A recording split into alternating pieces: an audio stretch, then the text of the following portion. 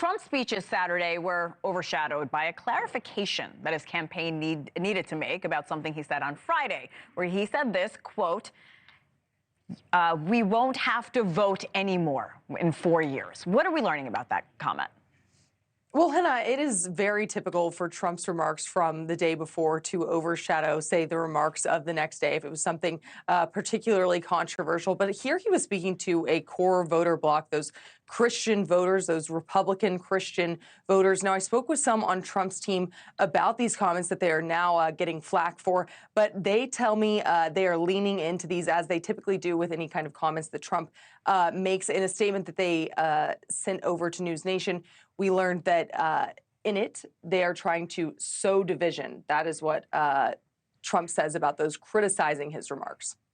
And Jackie, you've had an interesting few weeks because you were following Biden. Now you're following Harris. You were actually in the room with her on Saturday during a fundraiser. How has the energy changed since you've been on the campaign trail? Well, the energy has definitely shifted in a positive direction for Vice President Harris. You can tell people are fired up. She got standing ovations from the moment she stepped on stage to the moment, till she was off stage and her speech was complete. Throughout, people cheering at various points with the messaging that she's, after, which is the economy, which is helping the middle class, et cetera. So people are really fired up. Her base is incredibly fired up. The question is, what happens with those independent and those swing voters? Because that's really where the election will be won and lost. And that's always the case. Polls are tight. Former President Trump is ahead in several of them. So the campaign knows it's a tough election. They've acknowledged that. And she herself has said that she's the underdog. I do want to talk about the woman vote. Libby, I'll pose this question to you because Trump's VP pick, JD Vance, has been in hot water with comments he's made about women, calling them some childless cat ladies. White women specifically have been an important voting bloc for Trump in the past. Are you seeing women still coming through to support Trump at his events?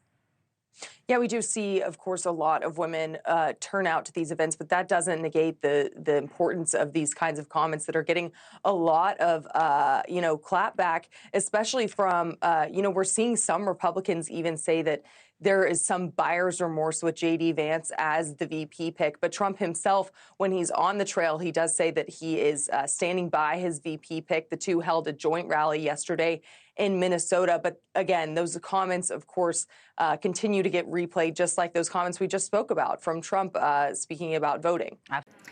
Thanks for watching. Go to joinnn.com to find NewsNation on your television provider. And don't forget to click the red subscribe button below to get more of NewsNation's fact-driven, unbiased coverage.